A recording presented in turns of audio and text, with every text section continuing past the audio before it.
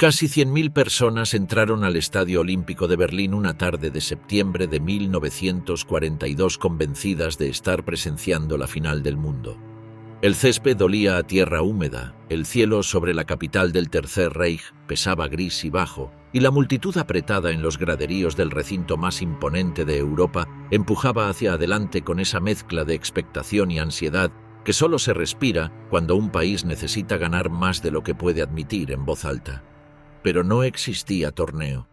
No existía árbitro que hubiera sido designado por ninguna federación reconocida.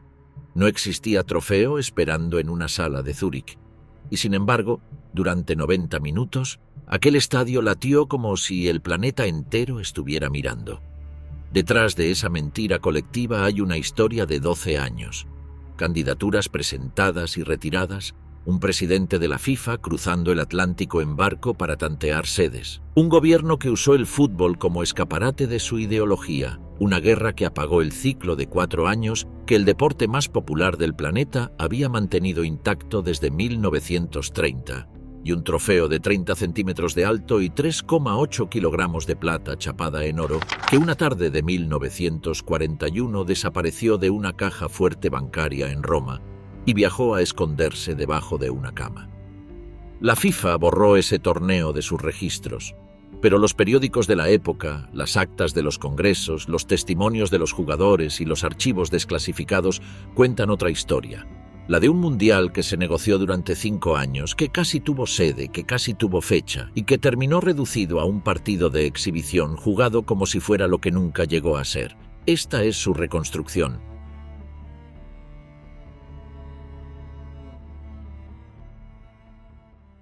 El espectáculo olímpico de 1936 todavía no había cerrado sus puertas cuando Alemania presentó la candidatura que cambiaría el rumbo de la historia del fútbol internacional. Faltaban exactamente 3 días para la clausura de los Juegos de la 11ª Olimpiada cuando, en el marco del 23º Congreso de la FIFA celebrado en la misma Berlín que servía de escenario olímpico, la delegación alemana formalizó su aspiración a organizar la Copa Mundial de Fútbol de 1942. El momento no fue casual. El régimen de Adolf Hitler había convertido aquellos Juegos en la mayor operación de imagen política que el deporte hubiera visto hasta entonces. El Estadio Olímpico de Berlín, con capacidad para 100.000 espectadores, había sido diseñado por el arquitecto Werner March bajo la dirección estética del propio Albert Speer, para proyectar monumentalidad, disciplina y poder. La llama olímpica, el desfile de naciones, las imágenes filmadas por Leni Riefenstahl para su documental Olimpia, todo respondía a una dramaturgia política calculada centímetro a centímetro. Joseph Goebbels, ministro de propaganda del Reich, había comprendido antes que nadie que los eventos deportivos masivos eran el vehículo de influencia más poderoso de la era moderna. Y Hitler, que según crónicas de la época no era particularmente aficionado al fútbol, al contrario que el propio Goebbels, entusiasta del balompié, había visto funcionar esa maquinaria durante 2 semanas frente a las cámaras del mundo. En ese contexto llegó la candidatura alemana para 1942. Alemania llevaba afiliada a la FIFA desde el 1 de septiembre de 1904, apenas meses después de la fundación del organismo, y en aquel Congreso de Berlín su posición dentro de la federación se consolidó aún más. Lo que no quedó consolidado fue la sede de 1938. Francia se llevó ese turno, con candidaturas de Alemania y Argentina también sobre la mesa. Pero el rechazo a la opción alemana para 1938 llevó una condición implícita que circuló entre periodistas y dirigentes en los días siguientes. El periodista Emmanuel Gambardella, especializado en deportes y uno de los cronistas más cercanos al mundillo futbolístico francés de la época, lo recogería en sus columnas. Alemania había cedido el turno inmediato aceptando que Francia fuera sede en 1938, y a cambio se entendía que el siguiente ciclo, el de 1942, le correspondería. Era, en definitiva, una promesa oral. No constaba en actas, no tenía firma de ningún organismo, pero funcionaba como moneda de cambio en los pasillos de la FIFA. Y Alemania lo sabía.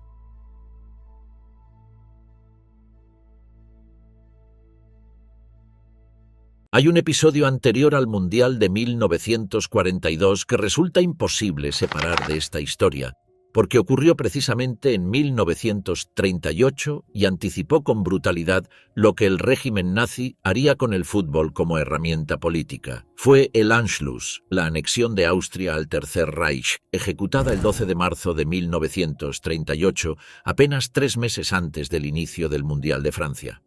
Austria llegaba a ese año con uno de los equipos más admirados de Europa.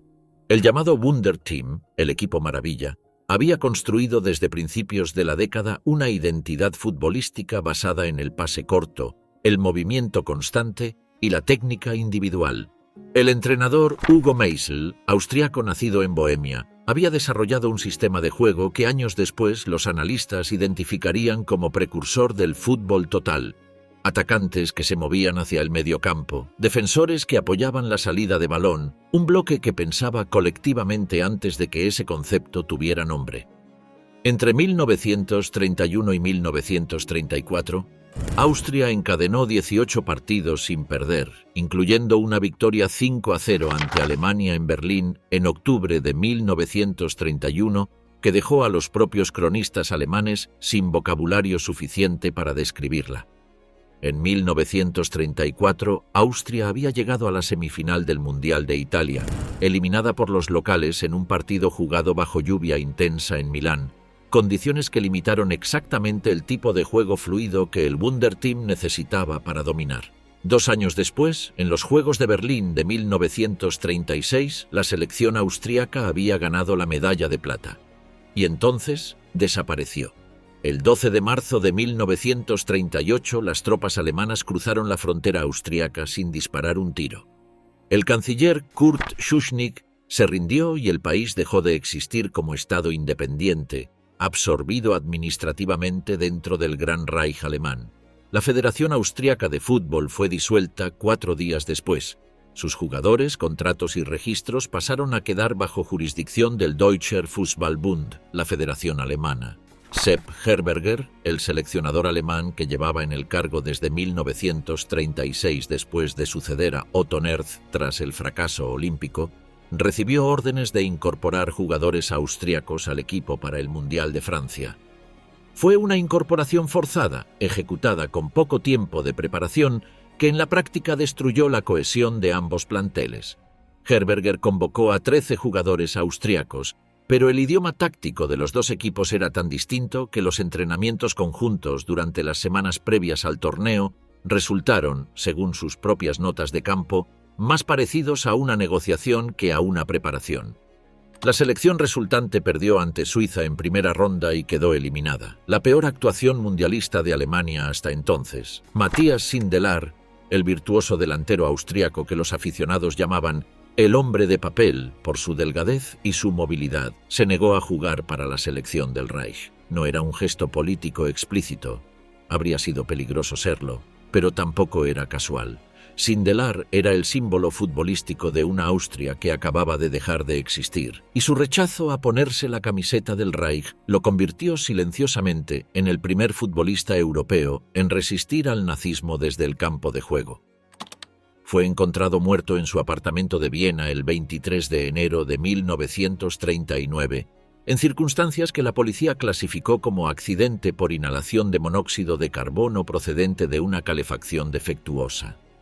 Tenía 35 años. Algunos historiadores señalan que su compañera, Camila Castañola, hija de un empresario judío, murió en el mismo incidente. Lo que realmente ocurrió nunca quedó del todo aclarado.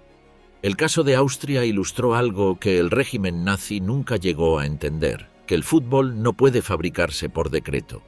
La identidad de un equipo nacional se construye durante años con jugadores que comparten un sistema de juego y una cultura deportiva común. Alemania había absorbido a Austria y en el proceso había dañado a ambas. El equipo que se presentó en Francia en 1938 no era ni la Mannschaft de 1934 ni el Wunderteam que había maravillado a Europa. Era otra cosa, más grande sobre el papel y más débil en la cancha. Una metáfora deportiva del Reich mismo.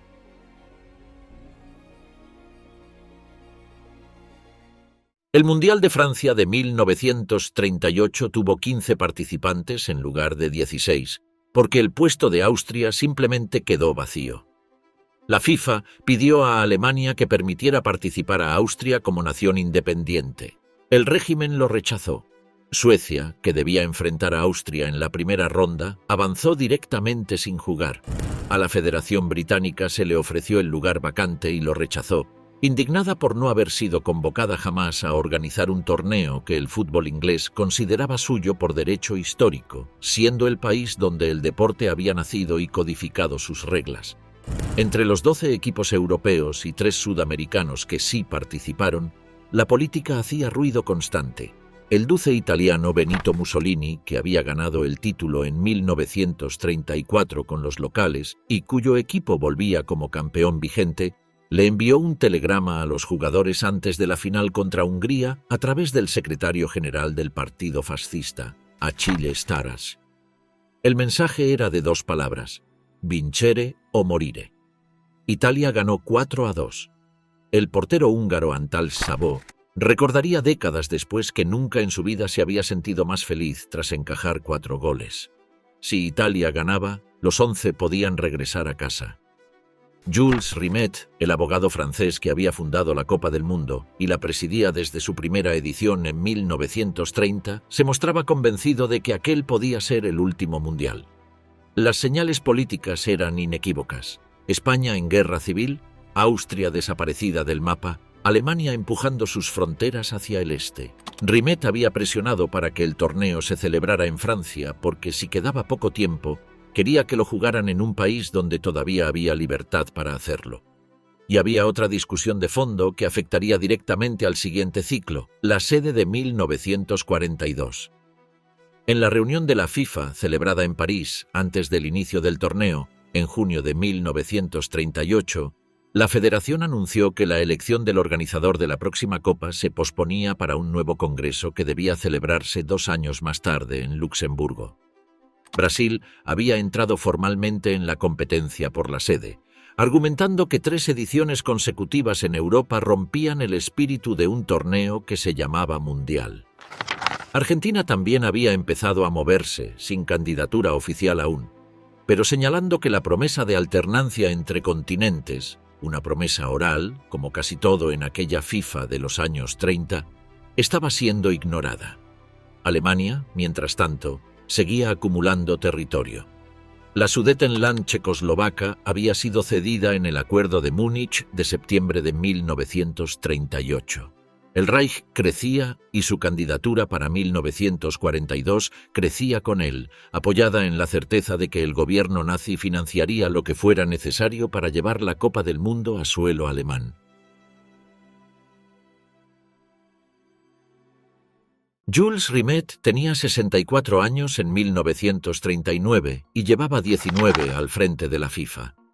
Era un hombre de convicciones profundas sobre el papel del deporte en la diplomacia internacional, convencido de que el fútbol podía tender puentes donde la política construía muros.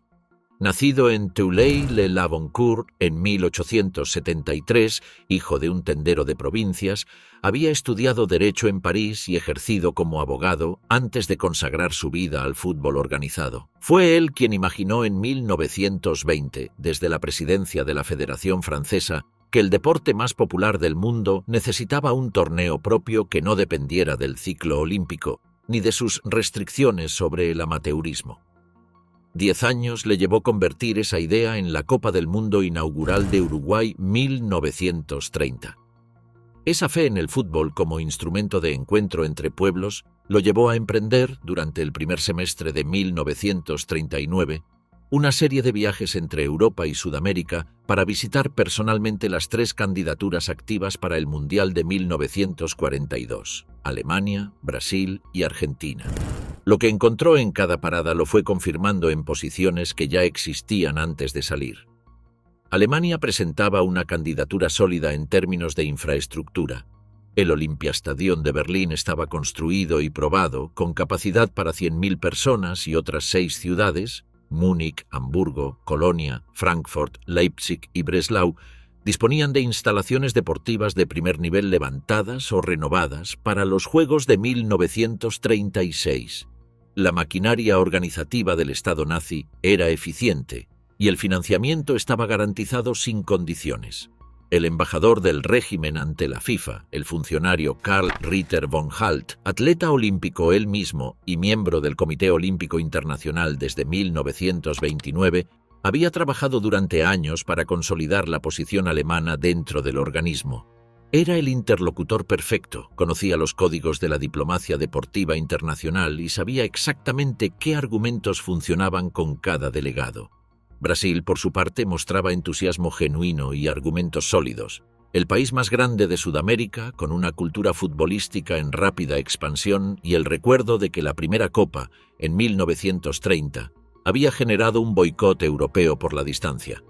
En 1942, los medios de transporte permitirían reducir ese problema. Los transatlánticos tardaban entre 2 y 3 semanas en cruzar el Atlántico. Y aunque el coste era alto, no era insalvable si la FIFA asumía parte de los gastos de desplazamiento. Río de Janeiro había iniciado además la construcción de un nuevo estadio municipal que, según los planos presentados a Rimet, podría albergar a más de 100.000 espectadores. Ese estadio se terminaría en 1950 con el nombre de Maracaná y abriría sus puertas para el torneo que finalmente correspondió a Brasil acoger. Argentina era la más activa políticamente de las 3 candidaturas. La Asociación del Fútbol Argentino había expresado interés formal en junio de 1939, llegando incluso a esbozar una propuesta de organización compartida con Brasil que incluiría partidos en Buenos Aires, Montevideo y Río de Janeiro. Era una idea creativa que reflejaba el resentimiento acumulado en el Río de la Plata por los 3 torneos consecutivos fuera del continente que los había visto nacer. Uruguay 1930, Italia 1934, Francia 1938. El fútbol rioplatense se sentía fundador de la Copa y excluido de ella al mismo tiempo.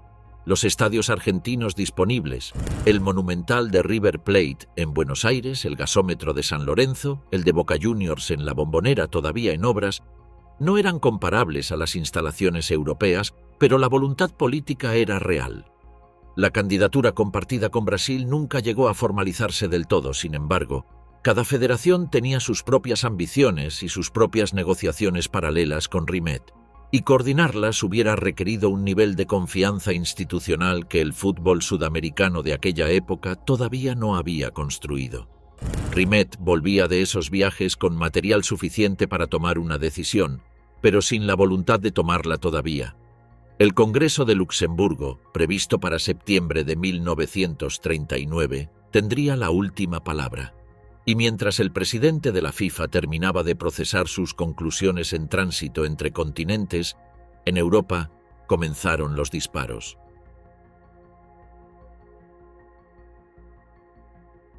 El 1 de septiembre de 1939, las divisiones blindadas alemanas cruzaron la frontera polaca desde 3 direcciones simultáneas. La operación, precedida por un falso ataque polaco fabricado por las SS en la localidad fronteriza de Gleiwitz, activó las cláusulas de los tratados de defensa mutua que tenían firmados Polonia con el Reino Unido y Francia. El 3 de septiembre, ambas potencias declararon la guerra a Alemania. El congreso previsto en Luxemburgo, que debía definir con nombre propio la sede del Mundial de 1942, quedó automáticamente cancelado. No hubo votación, no hubo deliberación. Hubo simplemente un silencio administrativo que la FIFA tardaría semanas en llenar con algún comunicado oficial. El secretario general de la Federación, el doctor Ivo Schricker, un jurista suizo que había sido el artífice administrativo de las 3 primeras Copas del Mundo, gestionó desde Zúrich la paralización de todos los planes en curso. La FIFA, a diferencia de otras organizaciones internacionales que cesaron actividad por completo, mantuvo un funcionamiento mínimo bajo la presidencia de Rimet.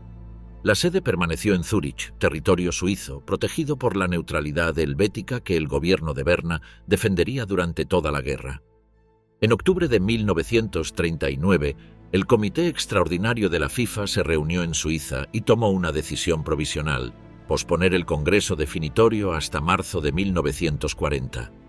La guerra era joven, algunos confiaban en que sería breve, y la Federación no quería cerrar puertas antes de tiempo. Fue en ese ambiente de expectativa contenida cuando el diario parisino Le Petit Parisien publicó en diciembre de 1939 una declaración del propio Dr. Schricker asegurando que habrá, en efecto, un campeonato mundial de fútbol en 1942. Europa vivía entonces la llamada drôle de guerre, la guerra falsa o guerra de broma. El frente occidental permanecía estático, sin grandes ofensivas, mientras las potencias se miraban desde sus trincheras con una calma que muchos interpretaron erróneamente como señal de que el conflicto se apagaría antes de escalar. En los cafés de París, en los bares de Madrid o de Buenos Aires, algunos seguían planeando viajes hipotéticos para ver el próximo Mundial. Ese periodo extraño duró hasta la primavera de 1940. Antes de que la guerra apagara definitivamente los planes del fútbol, hubo un capítulo paralelo que dice mucho sobre el miedo que el régimen nazi generaba en quienes tenían algo que proteger. Era un objeto de 30 centímetros de altura, esculpido en 3,8 kilogramos de plata esterlina chapada en oro, creado por el escultor francés Abel Lafleur, a partir de un encargo que Jules Rimet realizó en 1928 a la Maison Artus Bertrand de París. Representaba a Nike, la diosa griega de la victoria, con los brazos extendidos sosteniendo una copa octogonal de 8 facetas. Su base era de lapislázuli azul intenso, y en ella se incrustaban pequeñas placas de plata con los nombres de los campeones de cada edición.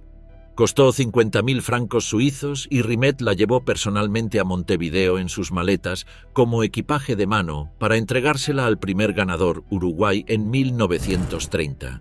Desde entonces había recorrido el mundo sin llamar demasiado la atención, cambiando de manos entre Uruguay, Italia e Italia de nuevo.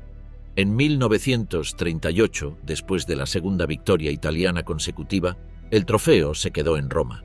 Después de 1938, Italia la tenía en su poder como bicampeona consecutiva.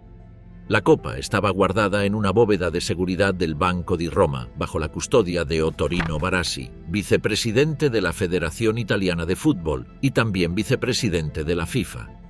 Barassi era un abogado milanés meticuloso, hombre de pocos gestos dramáticos y muchas previsiones prácticas, y conocía perfectamente la política que el régimen nazi aplicaba sistemáticamente en los territorios que controlaba. El saqueo planificado de obras de arte y objetos de valor. Los alemanes habían desarrollado esa práctica con tal sistematicidad que en alemán tenía nombre propio, Raubkunst, arte expoliado, y existían unidades especializadas del Einsatzstab Reichsleiter Rosenberg, el ERR, dedicadas exclusivamente a identificar, catalogar y confiscar patrimonio cultural en los países ocupados. Hermann Göring era quizás su coleccionista más entusiasta. Al final de la guerra se calcularía que había acumulado más de 1.500 obras de arte robadas en los territorios bajo control nazi. Barassi intuyó que, tarde o temprano, los registros del banco alertarían a la Gestapo sobre la existencia de aquel trofeo de metal precioso en una caja de seguridad romana. Italia era aliada del Reich, no un país ocupado. Pero esa alianza no garantizaba inmunidad frente a las codiciosas redes de saqueo del régimen. Antes de que eso ocurriera, tomó la decisión de sacar la copa del banco en secreto y llevarla a su casa en Milán. La envolvió en papel de periódico viejo, la metió dentro de una caja de zapatos corriente, del tipo que nadie abre en un registro si no hay un motivo específico para hacerlo, y la colocó debajo de su cama. Pasó los siguientes años durmiendo a menos de 1 metro del único trofeo que había existido en la historia de los mundiales de fútbol. En 1941, agentes de la Gestapo llegaron efectivamente a la puerta de Barassi. Tenían información de que la Copa del Mundo se encontraba bajo custodia italiana. Registraron la casa con la meticulosidad burocrática que caracterizaba a los servicios de seguridad alemanes: cajones abiertos, armarios vaciados, papeles revisados. Interrogaron a Barassi, quien los convenció con suficiente calma de que desconocía el paradero exacto del trofeo, sugiriendo que podría estar en Milán en manos de algún funcionario de la Federación.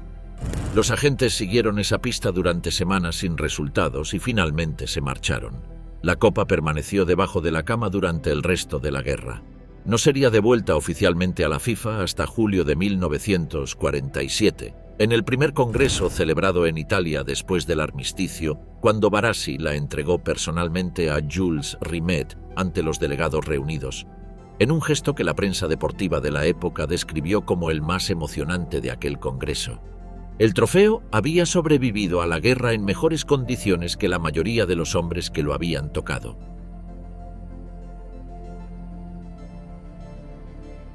La Guerra Falsa terminó el 10 de mayo de 1940. Ese día, Alemania lanzó la ofensiva contra Francia, los Países Bajos, Bélgica y Luxemburgo. En 18 días, los Países Bajos se rindieron. Bélgica capituló el 28 de mayo. El ejército británico fue evacuado desde las playas de Dunkerque en una operación de emergencia que salvó más de 300.000 soldados, pero dejó todo el material pesado abandonado en la arena. Y el 22 de junio, Francia firmó el armisticio en el mismo vagón de tren donde había firmado la rendición alemana en 1918, en el bosque de Compiègne, con Hitler presente para subrayar la simetría histórica. La velocidad del derrumbe francés cambió radicalmente la percepción del conflicto. Ya no se trataba de una guerra de trincheras que podría resolverse en meses. Era la conquista sistemática de Europa occidental por parte de una potencia que en ese momento parecía imparable, y en ese contexto cualquier planificación deportiva de mediano plazo se volvía absurda. En marzo de 1940, semanas antes de que empezara la ofensiva, la Confederación Brasileña de Fútbol había emitido ya su comunicado de retirada. Dada la situación actual, Brasil retiraba la solicitud que había enviado a la FIFA para organizar la Copa de 1942. Era una decisión práctica. Con Europa en guerra y los transportes transatlánticos comprometidos con el esfuerzo bélico, organizar un torneo en Brasil que debía incluir equipos europeos era logísticamente imposible. Con la caída de Francia en junio, quedaba claro que el Congreso de Luxemburgo previsto para el año anterior nunca se celebraría, que no habría Congreso de reemplazo en el corto plazo y que la sede del Mundial de 1942 era la menor de las preocupaciones de la FIFA. Hacia finales de 1940, algunos periódicos seguían especulando con plazos vagos. El torneo se celebraría, decían, 18 meses después del final de las hostilidades. Una fecha que no comprometía a nadie porque dependía de un final que nadie podía prever. Y mientras tanto, el gobierno nazi tuvo la desfachatez de anunciar, en enero de 1941, que Alemania estaría dispuesta a permitir la participación en el Mundial de 1942, si llegaba a celebrarse, de los países que ya había ocupado: Checoslovaquia, Bélgica, los Países Bajos, Noruega y Dinamarca. Naciones bajo ocupación militar, invitadas a competir bajo la mirada de quien las había invadido. El cinismo era tan visible que pocas personas tomaron la declaración en serio.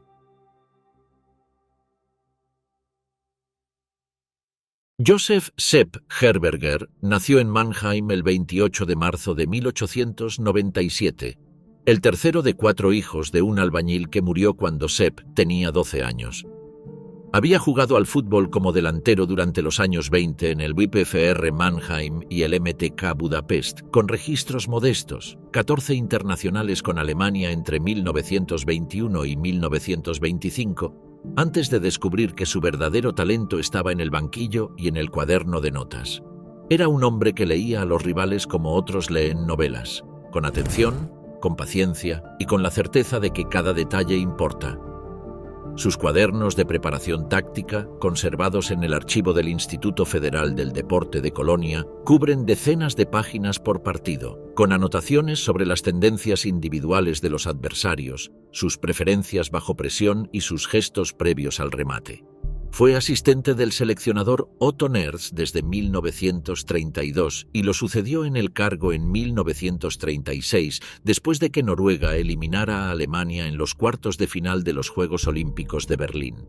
Herberger dirigiría la selección hasta 1942 en su primer ciclo y volvería al cargo entre 1950 y 1964 para acumular un total de 167 partidos dirigidos y 94 victorias. Lo que hizo Herberger durante los años de guerra fue, en parte, un acto de astucia práctica y, en parte, un intento de protección hacia sus jugadores. Entre septiembre de 1939 y noviembre de 1942, la selección alemana disputó más de 30 partidos amistosos contra selecciones de países aliados, satélites o neutrales: Rumania, Hungría, Bulgaria, Eslovaquia, Croacia, Suecia, Suiza, España. Mantener al equipo en actividad servía como argumento ante las autoridades militares para justificar que los futbolistas permanecieran fuera del frente, al menos temporalmente.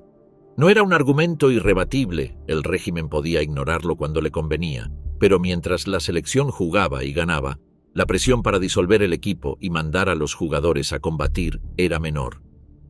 El piloto de combate Hermann Graf, uno de los aviadores más condecorados del Reich, con 212 victorias aéreas confirmadas, era amigo personal de Herberger.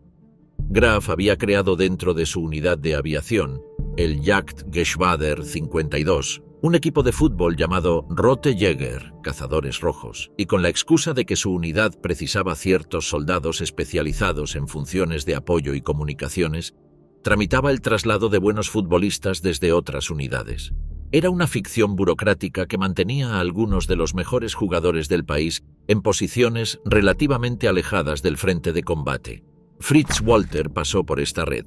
También Hans Rode y varios de los titulares habituales de la selección durante los años de guerra. No era un sistema perfectamente fiable.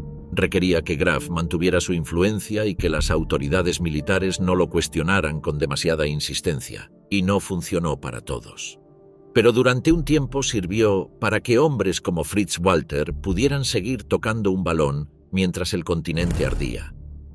Herberger seleccionó para ese sistema con los mismos criterios que usaba para elegir a sus titulares: talento primero, pero también carácter. No quería jugadores que se derrumbaran bajo la presión, y trabajó cada partido de aquellos años con la misma meticulosidad que aplicaría después en la preparación del Mundial de 1954. Análisis del rival, rotaciones calculadas, gestión del estado físico de una plantilla que vivía en condiciones de guerra y no podía entrenar con regularidad. Cuando las victorias llegaban, y llegaban con frecuencia ante rivales a los que Alemania superaba técnicamente, el efecto protector se renovaba. Fue esa misma obsesión por el detalle, construida en los años más duros del siglo, la que lo llevó a montar el equipo que, en el Wankdorfstadion de Berna, el 4 de julio de 1954, conseguiría lo que el fútbol alemán había buscado desde 1930. Pero antes de 1954 quedaba el septiembre de 1942.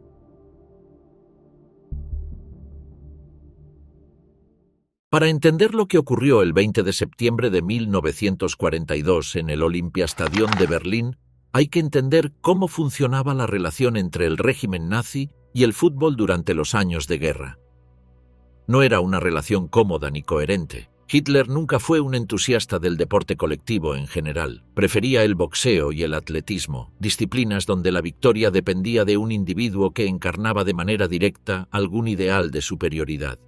Goebbels, en cambio, sí entendía el fútbol como herramienta política y apoyaba activamente el uso del deporte para mantener la moral civil en una población que, hacia 1942, empezaba a recibir noticias sobre los primeros grandes problemas del frente oriental. La invasión de la Unión Soviética, lanzada el 22 de junio de 1941 bajo el nombre de Operación Barbarroja, había comenzado con avances espectaculares.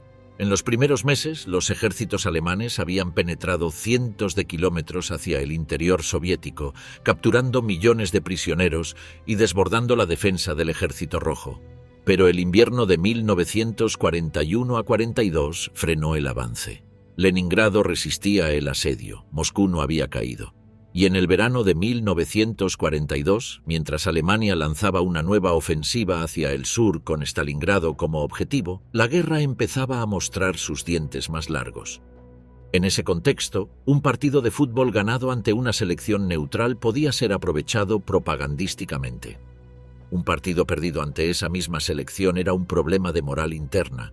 El partido contra Suecia en septiembre de 1942 era, oficialmente, un amistoso.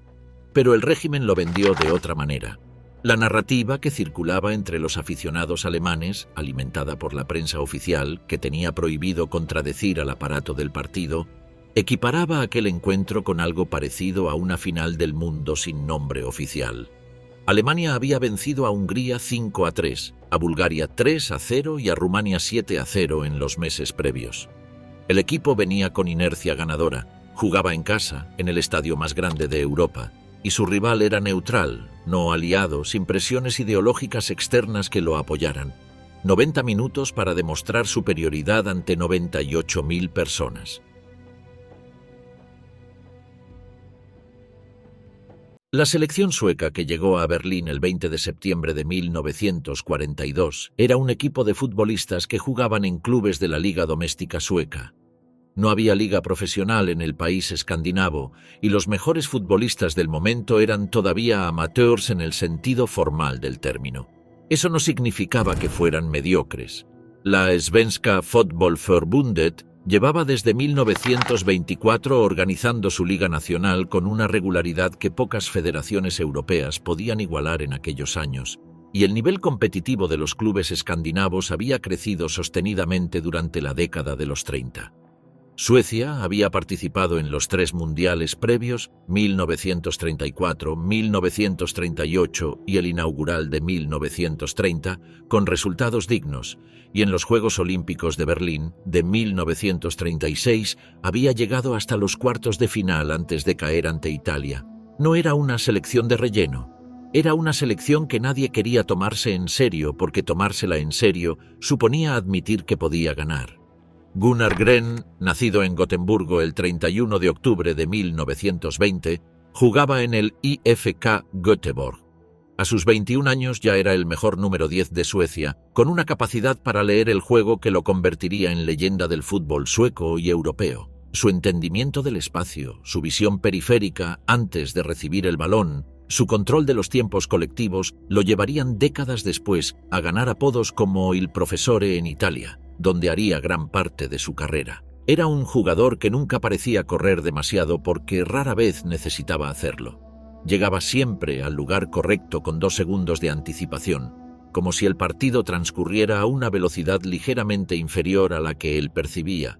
Gunnar Nordahl, por su parte, era un hombre de Hörnefors en Västerbottnia, delantero del IFK Norrköping, nacido el 19 de octubre de 1921. Bombeaba el balón con potencia desde ángulos que los porteros no anticipaban, y su físico, 1,83 m, espalda ancha, centro de gravedad bajo, le permitía proteger el balón de espaldas a portería con una eficacia que los defensores centrales de la época no habían aprendido todavía a neutralizar. En sus años suecos marcaría 219 goles en 210 partidos de club antes de que el AC Milan pagara por él en enero de 1949. El tercer elemento clave era Malte Martensson, delantero del Göteborgs AMF, nacido en 1920. A Martensson le llamaban el Rayo Negro en los círculos futbolísticos suecos por su velocidad de desplazamiento y por un cabello oscuro que contrastaba con el rubio predominante entre sus compatriotas. No tenía la elegancia de Gren ni la potencia de Nordahl, pero tenía algo que a veces vale más que las 2 cosas juntas, la capacidad de aparecer en el momento preciso, en el espacio exacto que la defensa contraria había dejado sin cubrir. Era el futbolista que los entrenadores describen como difícil de marcar, no porque sea imposible seguirlo, sino porque siempre encuentra la manera de estar donde el marcador no está. En septiembre de 1942 los 3 tenían entre 21 y 22 años y formaban parte de una selección sueca que era técnicamente superior a lo que el aparato de propaganda alemán estaba dispuesto a reconocer. Suecia era una nación neutral en la guerra que mantenía relaciones comerciales con ambos bandos. Vendía mineral de hierro a Alemania y permitía el tránsito de tropas alemanas por su territorio, lo que le granjeó críticas de los aliados durante años, y se esforzaba por evitar cualquier gesto que pudiera interpretarse como posicionamiento político. Ir a Berlín a jugar un partido de fútbol formaba parte de esa política de neutralidad activa. Decir que no hubiera significado tomar partido de otra manera. Los jugadores suecos cruzaron la frontera hacia el Reich como lo que eran, deportistas en misión oficial, sin declaraciones públicas, sin gestos de ningún tipo que pudiera malinterpretarse en ninguna de las 2 direcciones. El árbitro designado era Valdemar Laursen, danés. de un país ocupado por Alemania desde abril de 1940, pero que mantenía cierta autonomía interna bajo el gobierno de colaboración de Erik Scavenius.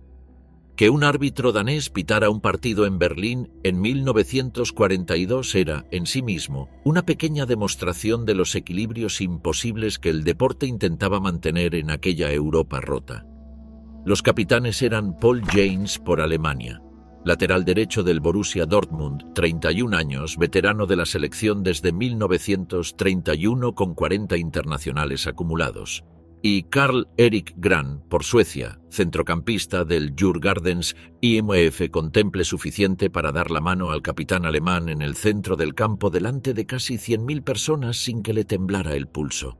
La alineación alemana completa era Helmut Jahn en portería, Paul Janes, Karl Müller, Andreas Kupfer y Wilhelm Sold en defensa, Hans Rode, Ernst Lehner, Karl Decker y Fritz Walter en el mediocampo, Albert Singh y August Klingler como delanteros.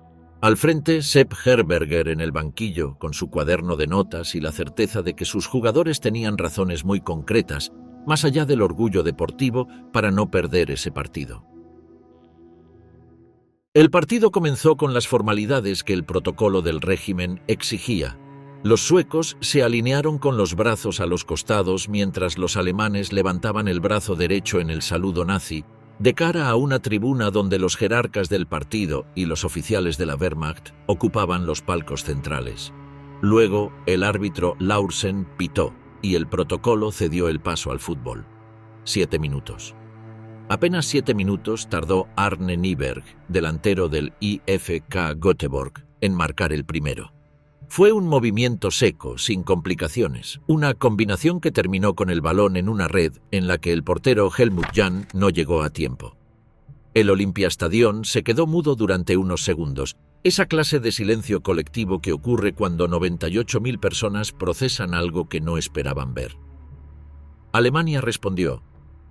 Ernst Lehner, el centrocampista ofensivo de Augsburgo que llevaba años en la selección, empató el partido con un disparo que entró limpio, y después llegó August Klingler. El delantero nacido el 24 de febrero de 1918 en Bietigheim-Bissingen era uno de los goleadores más prometedores del fútbol alemán de la época. Había jugado sus primeros partidos internacionales ese mismo año de 1942, 5 en total, el primero contra Rumania en agosto. Su segundo gol contra Suecia en el minuto que fuera de ese partido, el 2-1, encendió al estadio. El Reich iba ganando. La narrativa de superioridad tenía datos para sostenerse. Pero en el último minuto del primer tiempo, cuando el reloj apuntaba al descanso y el resultado alemán parecía encaminado, el delantero del AIK Henry Karlsson empató. Un gol en el límite del primer tiempo que cambió el peso psicológico del partido. Alemania ya no ganaba al descanso. Las 100.000 personas en las gradas entraron al vestuario con la incomodidad de quien esperaba certeza y recibió duda. La segunda mitad perteneció casi entera a Suecia. Gunnar Gren organizaba el juego desde el centro del campo con esa economía de movimientos que lo caracterizaba, pases cortos y certeros, cambios de ritmo antes de que el rival anticipara el siguiente paso.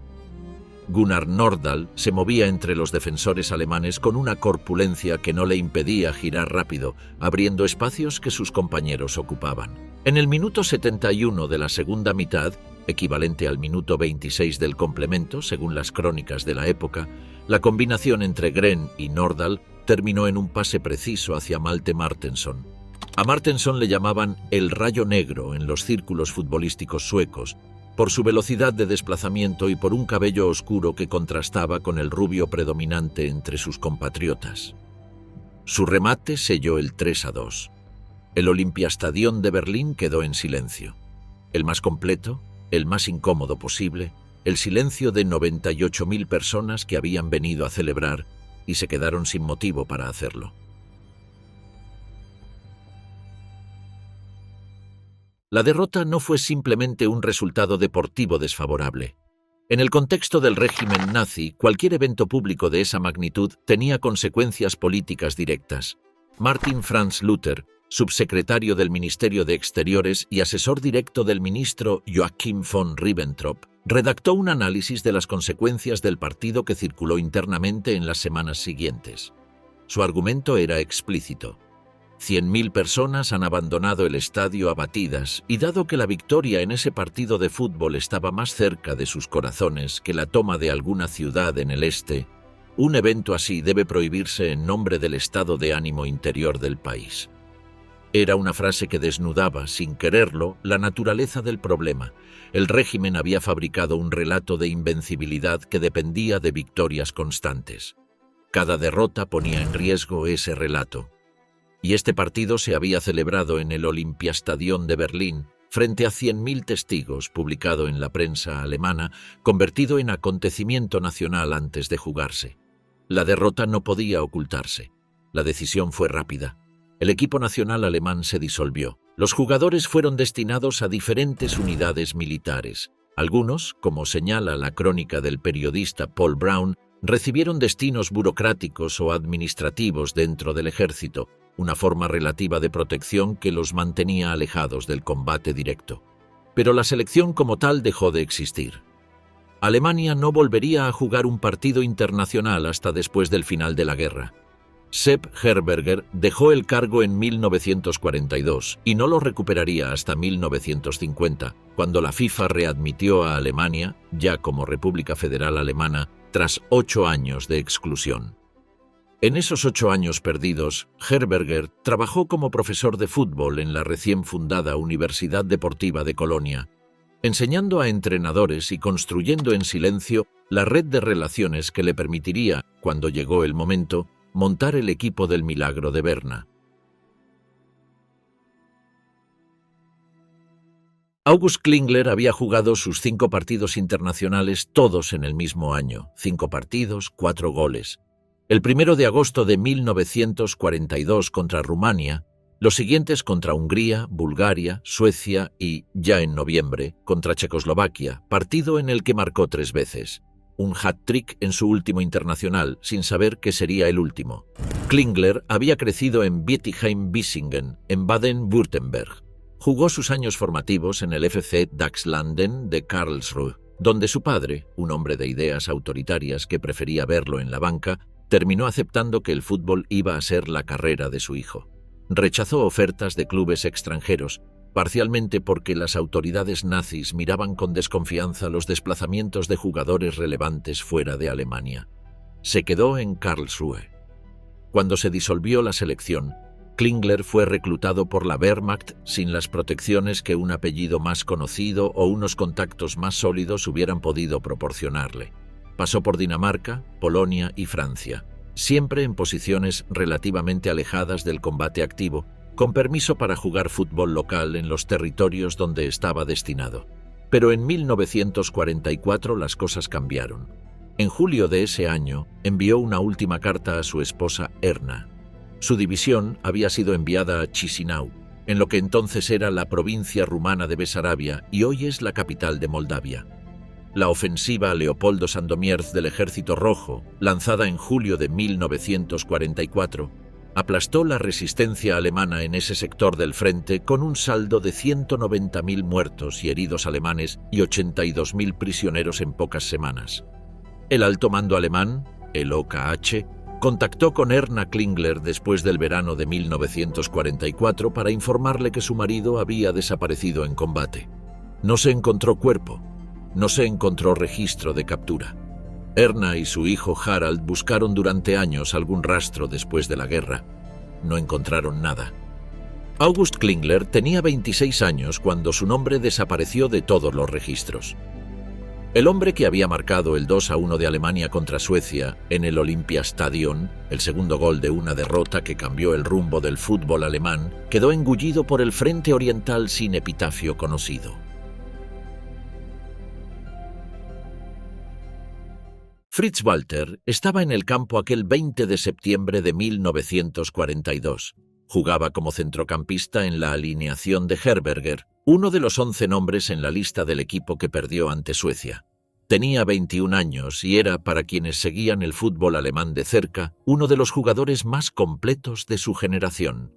Había debutado con la selección a los 19 años, con hat-trick en su primer partido contra Rumania, y al igual que su hermano Ottmar, formaría parte del 1.FC Kaiserslautern durante toda su carrera de club.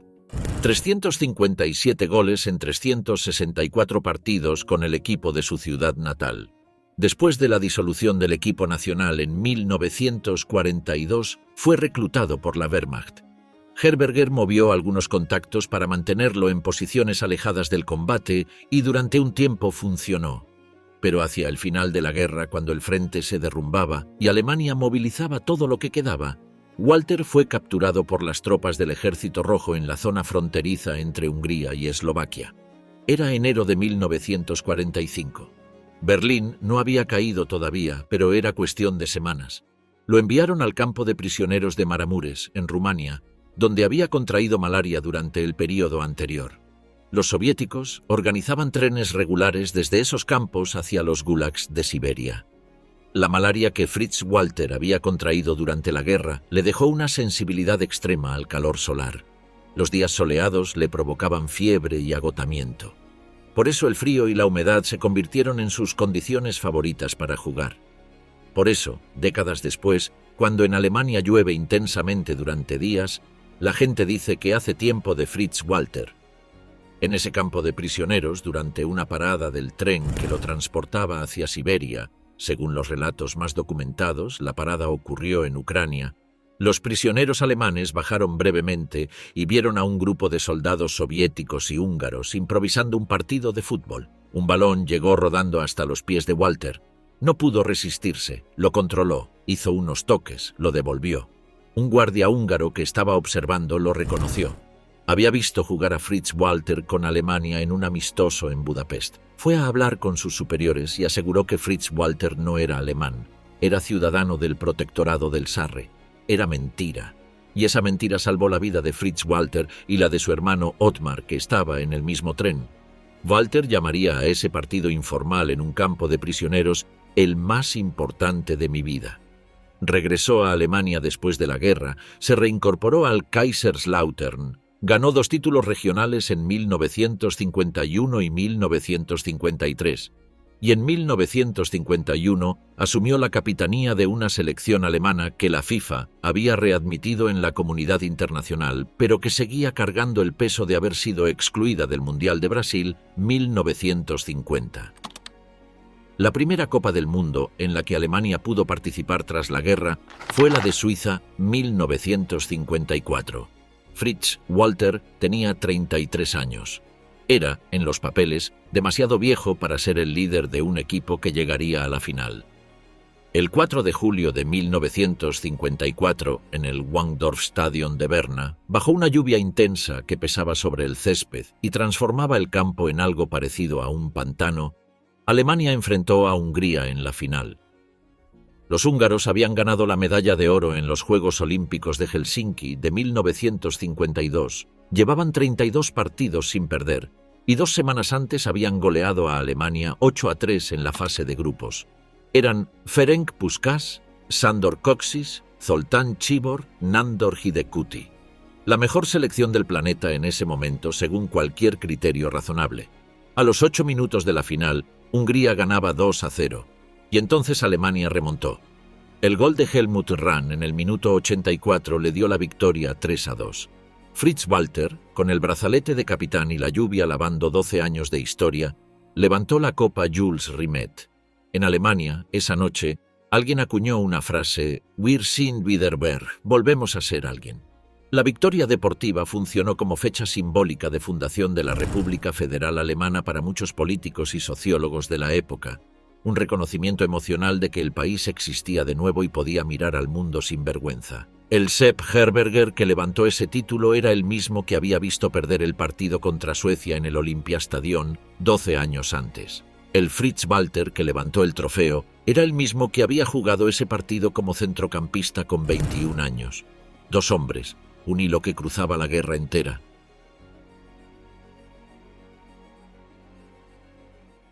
Los 2 suecos que combinaron para el gol decisivo en Berlín el 20 de septiembre de 1942 no terminaron ahí su historia. Gunnar Nordahl continuó jugando en Suecia durante los años de la guerra y la posguerra, acumulando títulos y goles con el IFK Norrköping. Llegó a marcar 7 goles en un solo partido contra el Djurgårdens en 1945. Ganó 4 campeonatos nacionales consecutivos con ese club. En enero de 1949, el AC Milan pagó por él y Nordahl se convirtió en el primer sueco de la historia en jugar para el club milanés. Marcaría 210 goles con la camiseta rosonera en la Serie A y otros 15 con la Roma en sus últimas temporadas, para un total de 225 goles en el calcio italiano, que lo convierte en el tercer máximo goleador de la historia de la Serie A, por detrás de Silvio Piola y Francesco Totti, y en el máximo entre los jugadores no italianos.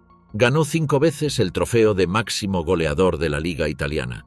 Su hermano Thomas jugaría también en la selección sueca y formaría parte del equipo del Mundial de 1970.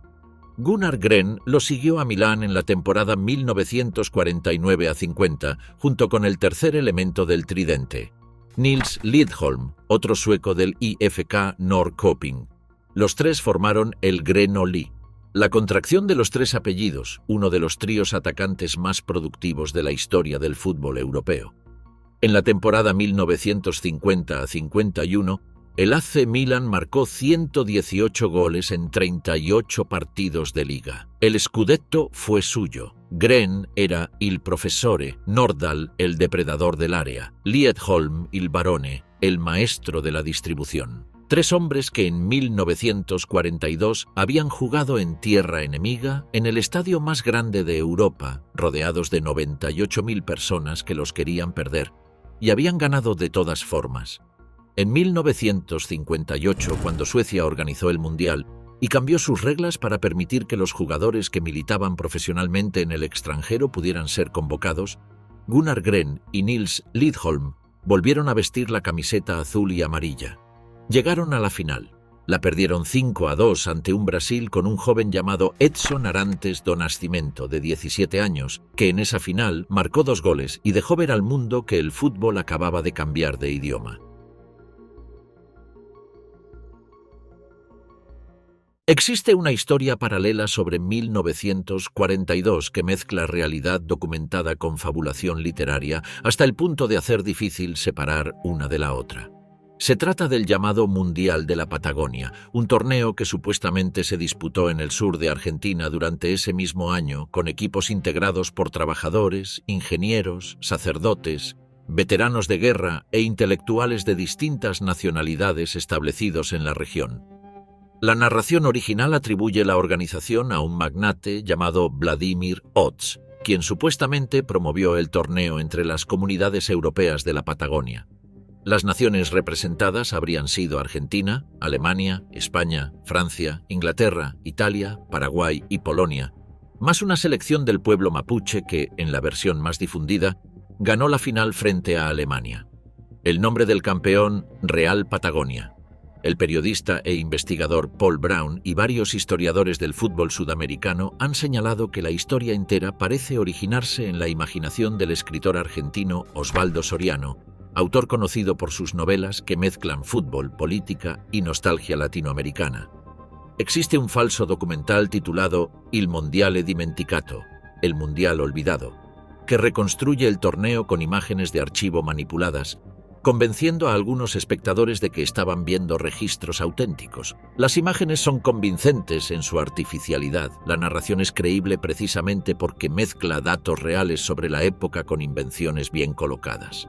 Lo que sí existió y está documentado por correspondencia y registros de la comunidad alemana en Argentina fue que durante los años de la guerra, grupos de trabajadores y emigrantes europeos en la Patagonia organizaron partidos informales de fútbol en improvisados terrenos sin redes ni líneas pintadas. El espíritu de la historia de Soriano, si es que fue Soriano, no estaba tan alejado de esa realidad. El fútbol como forma de mantener vínculos culturales en el exilio, como catarsis colectiva en tiempos donde el continente de origen se destruía a sí mismo. Pero un mundial, con eliminatorias, calendario y campeón oficial, no existió. La FIFA nunca recibió ningún informe, ninguna solicitud de reconocimiento, ningún reglamento de aquel torneo. El único partido de 1942 que quedó registrado como el más cercano a lo que pudo haber sido una final del mundo es el de Berlín del 20 de septiembre, con arbitraje danés, árbitro real y alineaciones verificadas. Imaginar el Mundial de 1942 implica hacer pasar por un tamiz a los mejores futbolistas de su época y preguntarse cuál de ellos habría levantado un trofeo que nunca existió. La respuesta depende de la sede. Si era Europa, los equipos latinoamericanos habrían participado con más dificultad logística. Si era Sudamérica, los europeos habrían tenido el mismo problema, pero los nombres son tan buenos que la hipótesis vale la pena. England disponía de Stanley Matthews, el mago de Stoke-on-Trent que cambiaría el fútbol inglés de las décadas siguientes con su capacidad para regatear en banda y crear superioridad numérica. Matthews tenía 27 años en 1942 y estaba en la plenitud de sus condiciones físicas. Italia, bicampeona, presentaba una selección construida alrededor del Grande Torino, el equipo que dominaría el calcio italiano entre 1942 y 1949, cuando el accidente aéreo de Superga mató a casi toda la plantilla. Valentino Mazzola era ya una presencia determinante en ese equipo. Giuseppe Meazza, el pepino que había marcado en 2 mundiales, estaba todavía en activo con 31 años. Argentina alineaba lo que los cronistas de la época llamaron la máquina de River Plate. Muñoz, Moreno, Pedernera, Labruna y Lustau. 5 delanteros que combinaban entre sí con una fluidez que el fútbol rioplatense de aquellos años consideraba la expresión más alta del deporte. Adolfo Pedernera, el organizador del ataque, tenía 27 años. Ángel Labruna y Félix Lustau eran sus cómplices naturales. Hungría presentaba una generación de talento que todavía no había alcanzado su cima. Eso vendría con el equipo de Puskás en los años 50, pero que ya mostraba la arquitectura técnica que haría del fútbol húngaro una referencia europea. Brasil tenía a Leonidas da Silva, el diamante negro, el hombre que había deslumbrado en 1938 con su técnica y había sido injustificadamente dejado en el banquillo por el seleccionador brasileño en la semifinal contra Italia para descansarlo para la final que nunca llegó. Uruguay, el primer campeón del mundo en 1930, tenía a Obdulio Varela creciendo hacia su mejor versión. La Unión Soviética, que no había participado en ninguna Copa del Mundo hasta entonces, disponía de los jugadores del Dinamo de Kiev, dominadores de la Liga Soviética y considerados en términos generales la mejor selección que aquel país nunca pudo presentar en un torneo FIFA antes de la guerra. Nada de eso ocurrió. Y quizás, en términos de justicia histórica, era mejor así. Jules Rimet anunció la cancelación definitiva del Mundial de 1942 en la primavera de 1941. La fecha exacta oscila entre el 23 de marzo y abril, según las fuentes. En un momento en que Alemania parecía imbatible, Estados Unidos todavía no había entrado en el conflicto y la esperanza de una resolución rápida estaba, en palabras de una crónica de la época, en el fondo de sus fuerzas. No fue una decisión heroica ni adelantada, fue la aceptación tardía y circunstancial de algo que la guerra había decidido por él desde septiembre de 1939. Pero la decisión fue la correcta. Organizar un torneo en ese contexto habría significado convertir al fútbol en instrumento directo de la propaganda de guerra de alguno de los regímenes en conflicto. Si la sede era Alemania, el torneo era de los nazis. Si era Sudamérica, los países latinoamericanos que mantenían relaciones con el eje habrían podido usarlo políticamente. No existía ningún escenario donde un Mundial de 1942 hubiera sido simplemente fútbol. El primer congreso oficial de la FIFA después de la guerra se celebró en Luxemburgo el 1 de julio de 1946. Allí se tomaron 3 decisiones que redibujaron el mapa del fútbol internacional. La cancelación formal de la edición de 1946, que hubiera resultado logística y económicamente inviable para un continente europeo todavía en ruinas. La asignación de la sede de 1950 a Brasil, único país que había presentado candidatura formal. y la decisión de renombrar el trofeo como Copa Jules Rimet en honor a los 25 años de presidencia del fundador del torneo y a su empeño por mantener con vida a la federación durante los años más oscuros del siglo. En ese mismo congreso regresaron a la FIFA las asociaciones británicas, ausentes desde 1920 por sus propias razones de orgullo institucional. El fútbol internacional sumaba jugadores ingleses, galeses, escoceses e irlandeses a sus competiciones formales por primera vez en una generación. El Mundial de Brasil de 1950 fue el regreso de la competición después de 12 años de silencio. 12 años. Una generación entera de futbolistas que vivió su mejor fútbol entre 1938 y 1950 sin poder participar en una Copa del Mundo. Stanley Matthews tenía 35 años cuando el torneo volvió. Leonidas da Silva, 36. Los mejores años de ambos habían quedado atrapados entre el silbido de Rimet en 1938 y el pitido de inicio del partido inaugural de Brasil 1950. La final, que en ese torneo no fue una final convencional sino un cuadrangular final, la disputaron Brasil y Uruguay. El Estadio Maracaná de Río de Janeiro, recién inaugurado, había sido construido con capacidad para 200.000 personas. El partido del 16 de julio de 1950 entre Brasil y Uruguay juntó entre 173.000 y 199.000 espectadores según las diferentes estimaciones, convirtiéndolo en el partido con mayor asistencia de la historia del fútbol.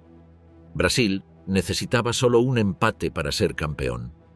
Uruguay necesitaba ganar. El capitán uruguayo Obdulio Varela, llamado el Negro Jefe, dirigió a su equipo con una autoridad que ningún número de público podía doblegar. Uruguay ganó 2-1, el maracanazo que Arne Nyberg y Malte Martensson y Gunnar Gren habían precedido 8 años antes con su propio silencio instalado en el Olympiastadion de Berlín, quedó como la derrota deportiva más traumática en la historia de un país entero. Alemania no jugó ese torneo. La FIFA la había excluido como consecuencia de la guerra. Sepp Herberger trabajaba en Colonia formando entrenadores y esperando su momento.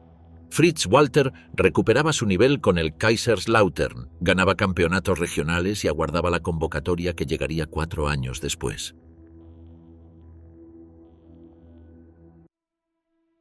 ¿Qué significa, en definitiva, un mundial que no existió? La pregunta no es retórica. La historia del fútbol es también la historia de sus ausencias, los jugadores que no participaron porque los países no los dejaron ir, los torneos que no se celebraron por decisiones políticas, las generaciones que vivieron su mejor fútbol en el peor momento posible. El Mundial de 1942 representa la intersección más brutal entre el deporte y la guerra del siglo XX. Más que los Juegos de 1936, que sí se celebraron, aunque bajo la sombra nazi, o que los boicots olímpicos de 1980 y 1984, el caso de 1942 muestra la fragilidad fundamental de los grandes eventos deportivos. Dependen de una paz mínima para existir, y cuando esa paz desaparece, todo lo construido alrededor de ellos se disuelve. La FIFA salió de ese periodo con una lección institucional incorporada. En el primer congreso de posguerra, adquirió mayor autonomía respecto a los estados nacionales que la componían, reforzó sus estructuras de neutralidad y comenzó a construir el camino hacia un organismo que, si bien nunca estuvo exento de corrupción y de influencias políticas, al menos mantenía un marco mínimo de independencia respecto a los gobiernos de sus federaciones miembros.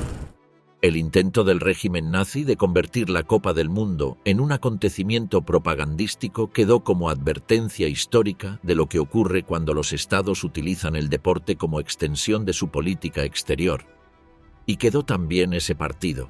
El 20 de septiembre de 1942 en el Olympiastadion de Berlín, con Suecia ganando 3-2, con Malte Martensson corriendo hacia el área alemana con su velocidad de rayo negro, con Fritz Walter todavía en el campo sin saber que faltaban 2 años para que lo capturaran los soviéticos y uno más para que una mentira lo salvara de Siberia, con August Klingler todavía vivo y todavía sin imaginar la carta que le escribiría a su esposa Erna desde Chisinau en julio de 1944, con Gunnar Nordahl y Gunnar Gren, todavía a 7 años de pisar Milán por primera vez. 100.000 personas salieron del estadio abatidas aquella tarde. La historia, sin embargo, recordará que en ese campo estaban algunos de los mejores futbolistas de una generación robada por la guerra, jugando lo mejor que podían en el peor contexto posible. El trofeo no existía, la final tampoco, pero el partido sí, y los 90 minutos de ese partido son el monumento más honesto que existe al Mundial que nunca se disputó.